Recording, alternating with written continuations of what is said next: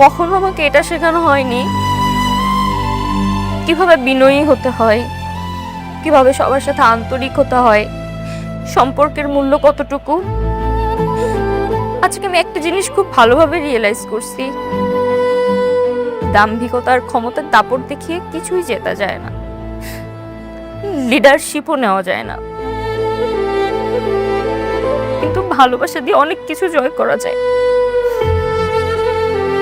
এই যে তোমরা যেরকম আমার মন জয় করে ফেলছো,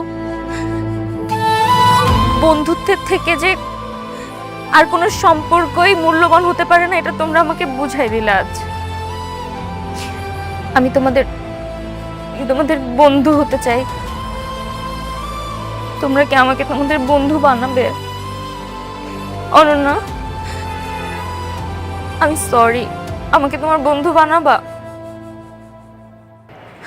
রূপ, শান্ত, আমাকে আমাকে তোমাদের বন্ধু বানাবা?